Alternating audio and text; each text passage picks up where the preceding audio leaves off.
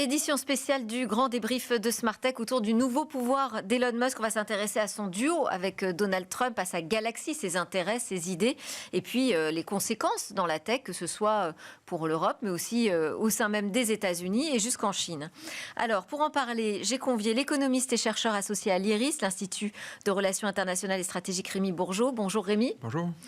Et puis l'auteur, entre autres, de l'enquête sur Elon Musk, l'homme qui défie la science.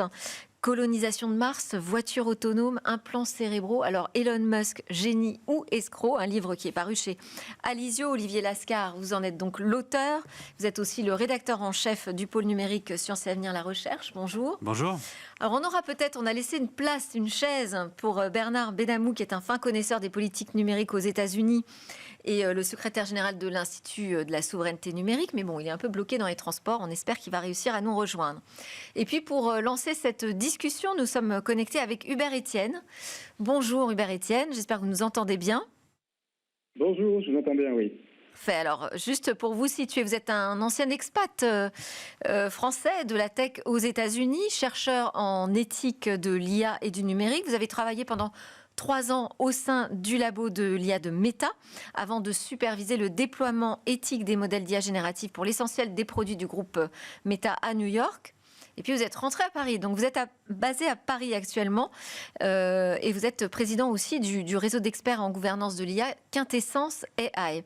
Je voulais avoir votre point de vue quand même d'ancien habitant des États-Unis sur cette nomination d'Elon Musk au poste de ministre de l'efficacité gouvernementale. Bien sûr, alors il y a beaucoup de choses à dire évidemment autour de cela, mais je pense qu'on peut résumer en 2 points pour commencer cette discussion. Le premier, c'est qu'il me semble que l'élection qu'on vient de voir manifeste un rejet patent en fait de tout ce qu'on avait jusque-là. C'est un rejet du politique traditionnel, c'est un rejet également d'une forme de politique timorée, je pense, qu'on voit aussi arriver en Europe et dans d'autres pays. Et puis, en tant qu'expat, ce que je peux vous dire, c'est que pour l'avoir vécu de près, c'est qu'il y a dans tous les cas un vrai besoin de réforme pour une administration qui est relativement obsolète dans un certain nombre de domaines. Je vous en donnerai juste un, mais quand on pense à l'IRS, qui est le service des impôts, l'administration qui gouverne tout cela, par exemple, c'est une façon qu'on ne peut pas joindre ni par email ni par téléphone. On doit leur envoyer des fax ou des lettres. C'est très compliqué. Donc, je pense que pour avoir cette discussion, il faut dire qu'il y a un vrai besoin de transformation dans cette administration-là. Parce qu'on se plaint, nous, en France, mais visiblement, donc aux États-Unis, la défiance vis-à-vis de l'administration est encore plus importante. Alors oui, elle est plus importante aussi parce que traditionnellement, vous savez, comme moi, les États-Unis ont une vision tout à fait différente de la démocratie que nous en avons et surtout du service public. Et puis, bon, je pense que Musk en particulier, oui, manifeste cette pensée de la Silicon Valley qui se caractérise notamment par ce qu'on appelle, vous savez, les libertariens, par une vision d'un État minimaliste, donc un État qui collecte peu et qui donne peu de services communs. Rémi, je voulais vous poser aussi la question de quoi est révélatrice cette nomination finalement. Qu'est-ce que ça dit de la politique aux États-Unis ?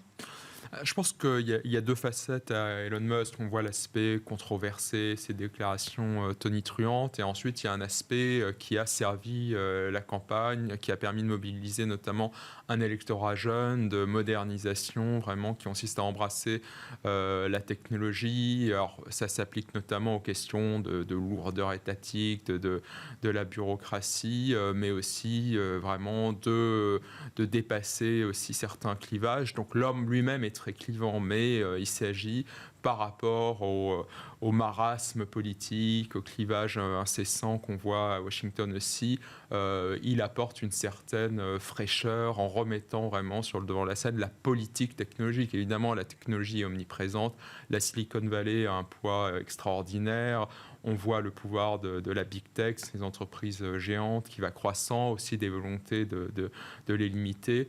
Et Musk peut servir comme ça de charnière entre le monde politique, d'un monde politique éclaté, peut-être en partie rénové, et une politique technologique. Alors là, on le met sur un sujet qui peut effectivement créer une certaine forme de consensus. Alors, ce n'est pas un homme à créer forcément le consensus, mais avec cette idée de rénovation de l'État, de modernisation, de numérisation.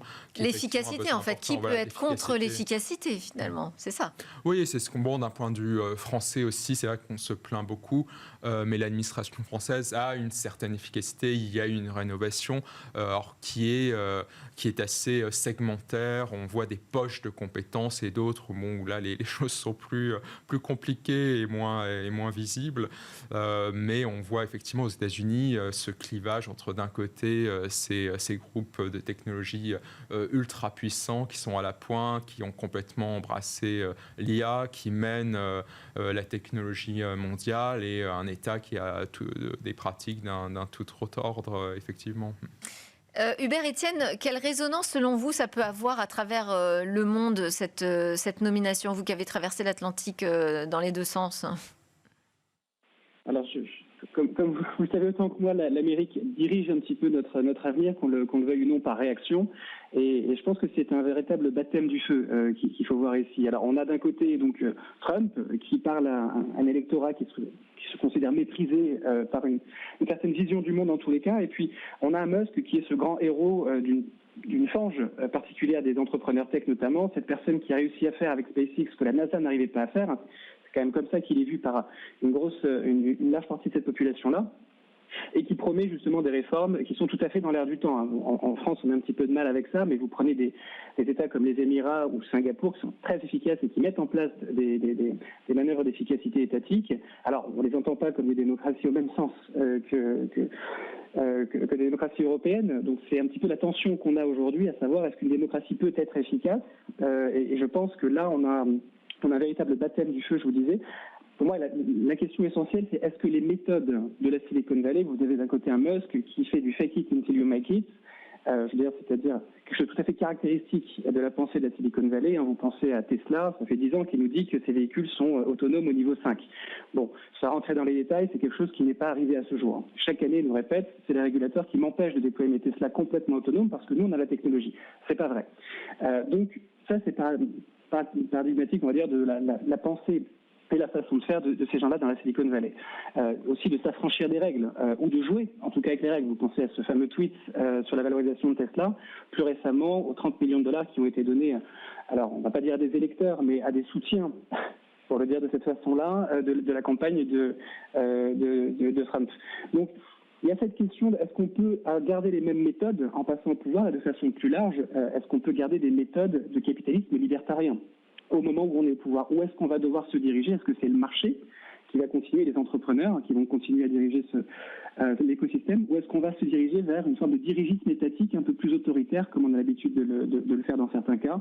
Donc, voilà, je pense que c'est la question qui va se poser, et surtout, qu'est-ce que ça va nous dire en termes de quintessence du New Public Management? Vous savez, cette vague qui nous emporte depuis plusieurs décennies maintenant, qui dit qu'il faut plus d'efficacité dans le service public en adoptant des méthodes du privé. Alors là, on y est. Et qu'est-ce que ça va donner? Sur quelle métrique de succès ça va être appréhendé? Voilà, il y a la pensée magique, il y a est-ce qu'on peut diriger un État, enfin des États comme les États-Unis, comme on dirige une entreprise de la tech? Vous vouliez réagir oui, je pense que sur la résonance mondiale, en fait. Voilà, c'est effectivement très important de parler des entreprises privées. On disait Musk a pu faire ce que Boeing n'arrivait pas à faire. Et je pense qu'il y a une vraie crise aussi de la bureaucratie privée, de la bureaucratie industrielle. Et on voit une sorte de levée comme ça d'un esprit un peu plus critique vis-à-vis de ça, de certains entrepreneurs. On voit, effectivement, chez Boeing, ce naufrage industriel, technologique, lié à des décisions néfastes et un recul du rôle des gens qui ont une connaissance technique, des ingénieurs. Et on voit une volonté de ces ingénieurs de revenir plus sur le devant de la scène, d'être plus impliqués dans les décisions industrielles et stratégiques. Alors Musk a son style, mais il représente aussi ça. Et il y a un besoin en Europe qui est encore plus important, de remettre aussi en selle des gens qui ont cette compétence technologique pour prendre les décisions stratégiques avec tous les naufrages technologiques, industriels qu'on peut voir aux États-Unis comme en Europe ces jours-ci. Vous savez, en Europe, je ne sais pas, est-ce qu'on aura cette confiance sur l'entrepreneur, sur la technologie? Bon, ça reste à voir. Je voulais aussi vous faire réagir sur cette idée de la pensée magique. Alors, Hubert Etienne rappelait que la promesse d'Elon Musk, c'était d'avoir un véhicule 100% autonome, enfin de niveau 5 avec la Tesla, alors qu'on n'y est toujours pas. Vous avez vraiment étudié cette question de la différence entre les promesses et la réalité finalement de ce que fait Elon Musk. Oui, il a un rapport au temps qui est très élastique. Le calendrier muskien n'est pas le calendrier réel, effectivement. C'est vrai pour la voiture autonome, la voiture qui roule toute seule, sans avoir besoin de qui que ce soit derrière le volant. Comme ça a été dit, tous les ans, il dit que c'est pour la fin de l'année. Or, Tesla n'est pas la société qui est la plus en avance sur ces questions. Il y en a d'autres. Il y a les services de taxi autonomes, de VTC autonomes à Phoenix, par exemple, la société héritée de Google Car. Ça marche beaucoup mieux que les Tesla sur le point de vue de l'automaticité des véhicules. Donc, Musk a ce rapport au temps qui est très élastique. En revanche, il faut toujours écouter ce qu'il dit parce qu'en général, il se donne les moyens d'y arriver plus tardivement, mais il se donne les moyens d'y arriver.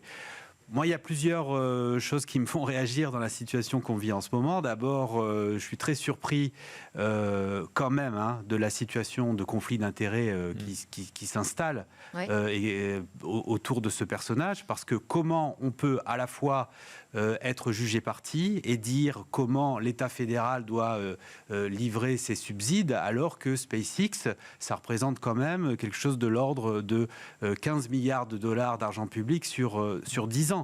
Il y a quantité d'agences fédérales qui mènent des enquêtes à l'heure actuelle sur les travaux de Neuralink. La FDA, l'agence du médicament, investigue sur la façon dont les singes ont servi de cobaye pour les puces avant que le premier humain soit équipé. Ça ne s'est pas passé dans des conditions très bisounours.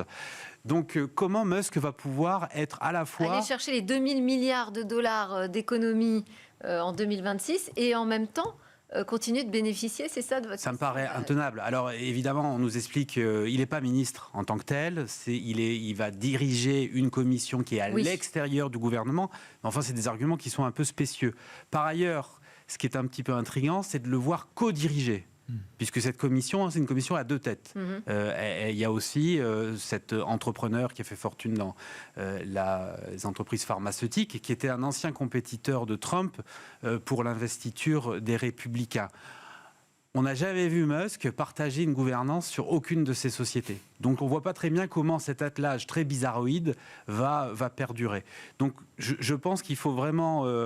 garder un peu de sang-froid par rapport à cette situation et voir vraiment ce qui va se passer dans les semaines et les mois qui viennent. Ça va tenir finalement, c'est oui, ça c'est loin. Bon, et après sur la question de savoir si la fonction publique, ça se dirige de la même façon qu'une entreprise, c'est quand même, même en France, enfin je sais pas, j'ai l'impression que c'est une position très macronienne ou macroniste, ça me semble très discutable. Est-ce que les résultats d'un prof, ça rentre dans un tableau Excel? Alors, je voulais aussi qu'on reste, Hubert Etienne, ce sera peut-être ma dernière question pour vous avant de vous libérer. Vous travaillez notamment sur ces questions de la désinformation. Comment vous définiriez le rapport d'Elon Musk à la vérité ? Alors, c'est une question intéressante et j'entendais sur le plateau cette idée qu'il avait une conception du temps un petit peu particulière. Je dirais qu'il a une conception à la vérité également un petit peu particulière, peut-être postmoderne. Moi, je pense qu'il est effectivement dans ce qui a été dit, dans une stratégie de fake it until you make it, c'est-à-dire qu'on a besoin d'affirmer des choses avant qu'elles se réalisent. Il fait des prophéties qu'il espère autoréalisatrices. C'est comme ça que je le vois, mais c'est plus qu'un rapport à la vérité, c'est une forme de stratégie pour gagner. Et je pense que c'est une stratégie qui fonctionne très bien jusqu'à présent. Maintenant, puisque Neuralink était mentionné, il y a un rapport à la vérité, il y a un rapport à l'éthique aussi. Effectivement, sur les tests animaux, on a pas mal de problèmes. On a aussi eu des résultats qui ont été annoncés qui n'étaient pas très satisfaisants sur cette société qui est particulièrement secrète. Mais également, alors pour mêler un petit peu la vérité et l'éthique, on a un recours assez classique chez Musk, ce qu'on appelle la rhétorique des cas marginaux en philosophie morale, et qui en fait va chercher un petit une petite exception pour généraliser l'ensemble. C'est le cas des Tesla. Quand il vous dit moi je suis là pour faire en sorte que les gens ne meurent plus sur la route, hein, c'est vraiment une nécessité morale d'amener des Tesla sur la route, des véhicules autonomes. Bon, en fait, on comprend bien qu'il y a des enjeux business derrière. C'est la même chose pour Neuralink. Quand il vous dit il y a certaines personnes qui ne peuvent plus se servir de leurs membres, moi je suis là avec Neuralink pour faire ça. Non, en fait, il promeut un agenda qui est absolument transhumaniste et post-humaniste, et il se sert de certaines populations pour pouvoir faire cas de ses recherches. Donc, il a un rapport qui était un petit peu ambigu là-dessus, et peut-être une dernière remarque, je pense que on est dans une période où la politique se fait par opposition. Il y a un magnifique livre de Pierre Rosanvallon sur la contre-démocratie. Et l'idée ici, c'est de dire, en fait, on se fait élire par opposition à celui qui nous précédait, en disant on va faire mieux. La question ici, dans ce duo, comme elle a été mentionnée sur le plateau, combien de temps est-ce que ça va tenir ? Parce qu'il y a une idole qui doit tomber à un moment. Soit ils arrivent à avoir des résultats complètement inédits, et là, ça sera un sacre absolu. Soit les résultats ne sont pas là, et donc, il faudra bien qu'une tête tombe. Est-ce que le duo va se séparer ? Est-ce qu'ils vont se rejeter la faute l'un à l'autre ? Qui va récupérer, en quelque sorte, qui va devenir le bouc émissaire ? Je pense que c'est une question intéressante à garder en tête dans les prochains mois. Ouais, même question posée, Olivier. Combien de temps ça va tenir ? Est-ce que ça va tenir, finalement, tout cet attelage ? Merci, Hubert Etienne. Je vais vous libérer. Je rappelle que vous êtes chercheur en éthique de l'IA et président de Quintessence AI. Merci d'avoir été avec nous pour ce début de débrief. Et Bernard Benamou a réussi à nous rejoindre. Merci. Bienvenue. Et désolé. Bon, ça circule pas bien en ce moment. Hein. Bah, oui. Je crois savoir qu'il y a des parpaings quelque part à côté de l'Assemblée nationale. Alors, on va parler, nous, des États-Unis. Oui. Je disais que vous étiez un fin connaisseur de la politique américaine. Donc, on a commencé à faire un petit tour déjà de table sur ce que ça voulait dire finalement cette nomination d'Elon Musk à ce département de l'efficacité et quelles conséquences vous pensez que cela peut avoir demain sur la tech aux États-Unis, parce que c'est aussi là-bas que ça se passe d'abord, et puis en Europe et jusqu'en Chine. Bon, alors déjà, il faut remarquer, j'imagine que vos interlocuteurs ont eu l'occasion de faire remarquer le caractère étrange et effectivement de conflit d'intérêts que ça représente entre la sphère publique et la sphère privée, sachant que, comme la plupart des grands groupes américains de la tech, il est très dépendant de contrats publics au travers de la NASA, en particulier pour SpaceX, mais aussi de défiscalisation sur ces gigafactories, etc. Donc il y a là effectivement un vrai souci.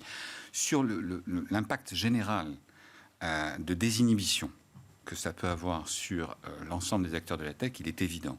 Et on a vu déjà en amont que, par exemple, Jeff Bezos avait déjà pris ses précautions par rapport au Washington Post en évitant de prendre position pour Kamala Harris pendant la campagne, ce qui était une chose totalement inédite pour un journal comme le Washington Post. Même chose pour Los Angeles Times, mais là c'était un big pharma, c'était pas un big tech. Donc par définition, il y a là une forme de désinhibition à la fois sur la réglementation, et effectivement lui-même, ça a été dit j'imagine, a une vision radicale de la non-régulation des contenus sur sa plateforme, en licenciant la moitié ou les 3/4, je crois, de ses effectifs. De modération. Oui, absolument, consacrés à la modération. Donc par définition, l'idée c'est de dire, peu importe qu'il y ait des risques de surchauffe économique, on ne va pas parler effectivement des enjeux économiques purs, mais en gros c'est de dire tous les freins, tous les éléments de régulation ont pesé contre effectivement la tech. Nous allons effectivement libérer la tech, tant d'un point de vue je dirais, des freins habituels sur la concurrence, sur effectivement l'antitrust. Parce qu'on a vu se multiplier les procès, justement, quand même, ces dernières années. Vous pensez que ça va mettre un coup de frein ? Récemment a été annoncé par l'administration Biden une fragmentation de Google. Donc, séparation entre Chrome et Google. Je pense qu'elle n'aura jamais lieu. Alors, je sais, par expérience, nous savons, pour avoir regardé depuis longtemps le terrain de l'antitrust au niveau des techs, ça prend énormément de temps. IBM avait été poursuivi pendant 17 ans, je crois, sans jamais que la chose n'aboutisse. Microsoft, à peu près la même chose. Donc, on voit bien effectivement que là, l'antitrust, la figure de proue de l'antitrust, qui était Lina Khan, la patronne de la FTC, à mon idée, ne sera pas reconduite, parce qu'elle pourrait l'être par Biden avant la fin du mandat. Ça me paraît peu probable, mais de facto, on a là effectivement un signal clair envoyé sur le mode il n'y aura pas d'entrave à la constitution de giga-monopole. Ça peut changer la position européenne, qui elle aussi est dans l'ultra-réglementation, alors avec des Européens aussi qui s'en plaignent d'ailleurs. Alors, il est évident. Alors là-dessus, je ferai référence à l'extraordinaire rapport Draghi, qui effectivement disait d'un côté, nous n'avons pas assez investi, et de l'autre côté, nous avons trop régulé. Je rappellerai des propos qui sont étranges et dont on pourrait penser qu'ils sont issus de Donald Trump, mais qui ne l'étaient pas, d'un ancien président des États-Unis qui disait « Les Européens se prétendent avoir des grands vidéos moraux, etc., par rapport à nous, sur tout ce qui est big tech, mais en fin de compte, ils ne sont que jaloux parce qu'ils n'ont pas été capables de développer une industrie de même nature. » C'est un certain Barack Obama. Donc, on voit bien que les propos sont les mêmes d'année en année. Non, simplement, est-ce que les Européens vont changer ? Oui. Et je dirais pour le mieux, à quel niveau ? La vision libérale de l'antitrust européenne a toujours été « évitons la constitution de monopoles européens qui ferait augmenter le prix pour les utilisateurs ». Or, quand on est utilisateur des grandes plateformes aujourd'hui, en général, on ne paye pas. On ne paye pas Facebook, on ne paye pas Google, la plupart du temps.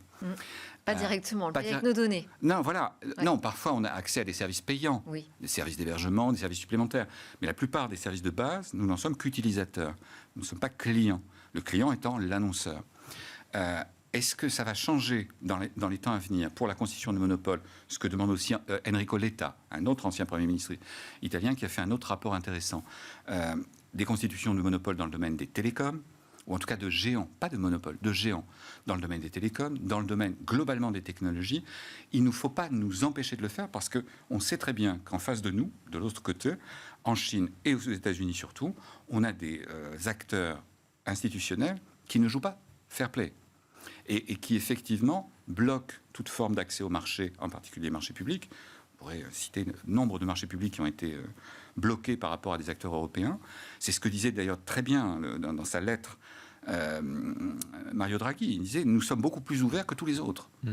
Notre rapport commerce sur PIB est 50%, là où il est 27%. En gros, nous sommes plus ouverts avec une doctrine qui est inadaptée à ce siècle, qui était logique dans le siècle précédent, mais qui est inadaptée au risque par rapport à l'innovation européenne. Donc oui, la réponse est ce qui est en train de se passer aux États-Unis oblige, dans tous les sens du terme, à repenser la doctrine européenne. C'est évident. Une réaction ? Non, sur l'aspect européen, je suis totalement d'accord. On a un énorme retard à rattraper. On a développé une extrême dépendance vis-à-vis des grands groupes américains. Et effectivement, on ne peut pas simplement ultra-réguler et être complètement ouvert. Donc, il faut être plus raisonnable sur les deux aspects. Avoir une réglementation qui soit adaptée, elle est absolument nécessaire. On le voit sur l'IA, avec l'IA Act, c'est absolument essentiel. Ensuite, il faut voir de quelle façon ça a été fait, aussi avec ces sortes de niches réglementaires qu'on a créées pour des experts un peu improvisés, alors que c'est un vrai sujet de premier plan. Et par ailleurs, on est totalement dépendant de ces groupes. Il faut trouver un équilibre, effectivement, trouver un moyen de générer les investissements nécessaires pour rattraper ce retard vis-à-vis des États-Unis et de l'autre côté vis-à-vis de la Chine. On le voit dans l'automobile avec le problème de l'électrique et des batteries. Donc les États-Unis sont confrontés aussi à un grand nombre de défis qui sont aussi comparables à ceux de l'Europe, mais dans tout ce qui relève de l'électronique, de l'IA notamment, là ils sont au premier plan et l'Europe n'est plus au premier plan sur rien que là. Elle a d'énormes atouts, mais il s'agit vraiment de combler ce fossé. Alors les États-Unis eux-mêmes, effectivement, sont prêts à affronter des problèmes gigantesques de conflits d'intérêts. Enfin, c'est complètement invraisemblable, on est d'accord, cette nomination. Enfin, il faut vraiment se pincer pour y croire. En même temps, comme on évoquait Macron, en même temps, il y a ce problème vraiment de productivité, d'arriver à allier ces innovations, notamment dans l'IA, à la question de la productivité. Donc, il ne faut pas l'appliquer de façon absurde dans l'éducation, évidemment. Mais l'idée aussi, c'est d'arriver à dépasser la bureaucratie industrielle pour pouvoir vraiment activer des leviers de croissance. On est quand même face à quelqu'un qui réussit. Enfin, Olivier, je sais que cette enquête que vous avez menée détricote les mythes construits par Elon Musk, mais on est quand même face à quelques succès. Enfin, je veux dire, SpaceX a donné naissance aux lanceurs réutilisables à moindre coût, donc a quand même créé un nouveau marché. On peut parler de Starlink et de l'importance que ça constitue dans les nouveaux moyens de communication, dans des moments de crise majeure. Enfin, je ne sais pas ce que ça donnera l'IA d'Elon Musk, mais on a déjà un supercalculateur Colossus là, qui est une sorte de géant parmi les géants. Tesla, la promesse de la voiture électrique. Bon, il y avait quand même beaucoup de sceptiques au moment où ça a démarré. Et pourtant, voilà, tout le monde a fini par suivre. Mais je crois qu'il On est quand même face à un entrepreneur à succès. Ouais, il ne faut plus qu'il y ait ce type de malentendu autour de Elon Musk qui aime à se présenter comme un pitre à dessein, parce que c'est une technique pour brouiller les pistes et faire en sorte que on ne soit pas trop vigilant à ses actions. Starlink, c'est très emblématique à cet égard, hein. La communauté des astrophysiciens, dont le métier est d'observer le ciel pour essayer de comprendre la mécanique céleste, se sont rendus compte que Starlink était en place une fois qu'il y était, parce que ça provoque dans la voûte céleste des sortes de graffitis lumineux qui les empêchent de faire leur travail. Donc voilà, pendant que Musk parle de la colonisation de Mars, il occupait le terrain avec ce type de projet extrêmement science-fictionnel, qui est un sujet par ailleurs, hein, mais ça permettait de ne pas parler de Starlink en quelque sorte. Donc c'est un personnage qui effectivement a des effets sur le monde réel et sur le monde tel qu'on le vit. Il a été déterminant pour un ensemble de technologies, pour un ensemble d'industries. Il a imposé le modèle de la fusée réutilisable qui fait qu'aujourd'hui, Ariane, par exemple, avec Ariane 6, c'est une fusée qui est quasiment obsolète après un seul lancement. Donc oui, c'est un personnage qui a été important dans son spectre. Le problème Musk, c'est que depuis le rachat de Twitter et depuis qu'il a choisi de devenir non pas un politicien, mais quelqu'un qui choisit les politiques pour pouvoir avoir un compagnonnage qui lui va bien et faire en sorte que ses activités industrielles aillent le plus loin possible, parce que moi, mon sentiment, c'est que l'obsession de Musk, c'est pas de devenir président des États-Unis, mais c'est de décrocher Mars. Et pour décrocher Mars, il fallait qu'il ait un président qui l'accompagne sur ce projet-là. Donc, depuis qu'il a racheté Twitter, il est dans l'hubris absolue et il considère que son avis est parole d'évangile sur tous les sujets. Or, on voit que quand il sort de son spectre de compétences, c'est souvent pour dire n'importe quoi. On l'a vu pendant le confinement. On l'a vu quand il parle des questions sanitaires, on le voit quand il parle de géopolitique et qu'il propose des plans de paix entre l'Ukraine et la Russie comme des sondages Twitter. Bon voilà, on ne peut pas être pic de la Mirandole sur tous les sujets, quoi. Allez, on n'a plus qu'une minute, Bernard. Oui, ça vous semble court, forcément. Je voulais vous interroger sur cette annonce qu'a fait Emmanuel Macron, qu'il inviterait Donald Trump, bien évidemment, le nouveau président des États-Unis, mais également Elon Musk, à se joindre au grand sommet mondial de l'IA qu'organise Paris en février. Oui, logique. Ça lui donne vraiment un nouveau pouvoir à Elon Musk? Non, pas précisément. Le fait d'être présent à cette manifestation qui était programmée depuis longtemps, qui constituait peut-être la seule véritable activité du gouvernement en matière technologique pour la période.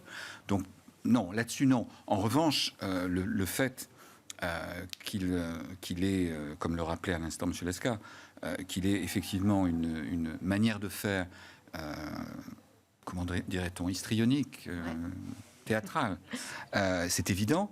Mais il est vrai que derrière, il y a des intérêts et des enjeux évidents par rapport à la puissance publique qui est, il faut le rappeler, un de ses interlocuteurs business essentiels. Et je voudrais juste rajouter un point. Un point, c'est que le secret le mieux caché de l'économie américaine des technologies, c'est qu'elle dépend massivement de la commande publique et du financement des subventions américaines. L'Inflation Reduction Act a été un outil pour justement entamer et tordre la concurrence dans ces domaines. Si nous, Européens, ne faisons pas ce que recommande Draghi, c'est-à-dire un investissement massif commun de 800 milliards, ce que lui demande, peut-être n'arriverons-nous pas à ce chiffre-là dans ces domaines, la concurrence par rapport aux États-Unis sera ce qu'elle est, c'est-à-dire totalement asymétrique. Merci beaucoup Bernard Benamou, Olivier Lascar et Rémi Bourgeaud d'avoir été avec moi pour cette édition spéciale avec un duo Trump-Musk. On verra ce que ça donnera. Merci à vous de nous suivre. C'était Smart Tech. À bientôt pour une nouvelle discussion sur la tech.